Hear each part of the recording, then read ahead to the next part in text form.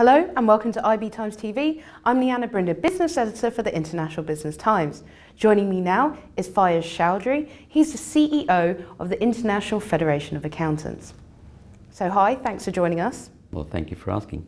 So what has been the biggest change in terms of expectations for the role of the CFO? I think in my mind, the biggest change is that the role and expectations are in a state of flux. In the old days, the CFO was very much the bean counter, the number cruncher, the steward. And the role of the CFO evolved then to be a business partner and to work with the CEO and other functional leaders to sort of drive the business. And I think that had a number of perceived consequences. One is perhaps forsaking the longer term view for the shorter term view, the classic case of managing to quarterly earnings. The other is that perhaps some of the ethical lapses, the question of obviously that drives from the board and the governance structure and the CEO. But I think the CFO had traditionally been looked at as some sort of institutional conscience. So there were questions raised as to whether or not those lapses called for a change in the role of the CFO.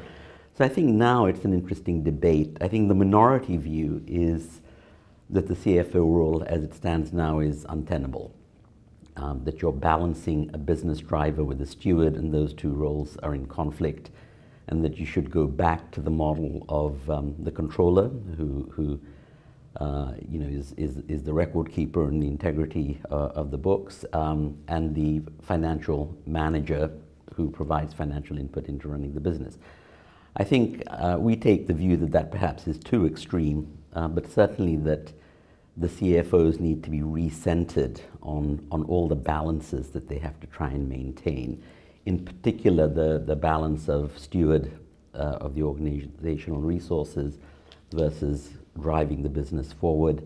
And that depends a lot on the individual character of the CFO and also very importantly on the governance structures that are in place. Talking of extremes, post-financial crisis, there's been a big change in terms of personal accountability for the CFO. Do you think it's gone too far one way? Like all discussions that are born out of crisis, the pendulum, I think, inevitably starts off being too far away from what is reasonable. Now, whether that is just a reaction or a negotiating ploy by those who would have it done that way, I do think it is unfair to have the CFO take primary accountability on the assumption that it wasn't the CFO who actually was engaging in fraudulent or misleading practices. I'm assuming that's not the case. But I think the CEO, the board, etc., have equal culpability. A proper governance structure implies that accountability is clear and that there are reinforcing links in the chain. So if one link has not functioned,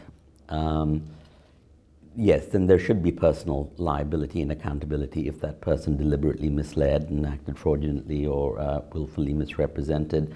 But if it was a case of an overall breakdown in the system of governance, then I think there needs to be a collective accountability for the outcome. So where does personal accountability stop? The old, was it Truman, the buck stops here? Well, ultimately the buck does stop there. And, if there's been a transgression or a mistake 3 levels down, which has broader consequences, clearly the CEO should be held accountable, but it's not as though everyone else gets away scot-free. I think anything that's gone wrong requires a careful analysis and a thoughtful analysis, both to identify personal accountability and also systemic weakness. And I think depending on the balance between those two, the response should be proportionate. If it's a systemic weakness, yes, then the accountability is largely with the CEO for not having the right processes in place. But if it's a personal negligence, then the CEO, again, the buck stops there. But I think there are mitigating factors which dilute the CEO's accountability in that kind of circumstance. But for the CFO and senior management, big bonuses have been blamed for major risk-taking and illegal activities within the financial services sector. How important do you think it is to curb bonuses, and what kind of risks do you perceive them to have? My personal view is that they are a very significant factor.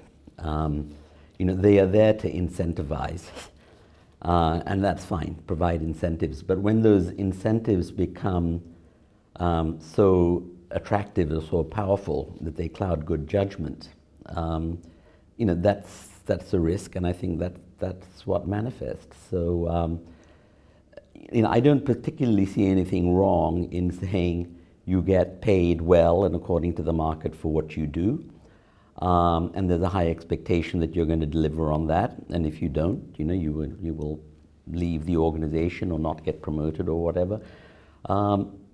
But to say that, now to do your job better, we're going to pay you a bunch of money, I think sends completely the wrong signals. So what's the salary for? Just for showing up? It's just a bit of a perverse logic, and I think the notion that the only way you can incentivize people is through large sums of money. I'm not talking about modest bonuses, but the sorts of bonuses that that you read about in the press, which are not isolated, which are widespread. I think those are absolutely toxic to organizational integrity and personal behavior. So with the regulatory changes, trying to stay compliant, cutting down costs as well as expanding, and in light of the changing role as CFO, it seems like an impossible task for that person at the moment. What are your tips in terms of managing that? It's hard. But I guess that's the beauty of competition. The people who do it best are the people who grow and thrive and basically stay alive. It's the world of capitalism is survival of the fittest, and unapologetically so. And maybe economically that's a good thing. The fact that many different factors need to be balanced and that there are tensions between them is certainly complex. But again, that's why people are trained, that's why people are paid to manage those. The fact that you do have successful companies out there operating in very competitive environments,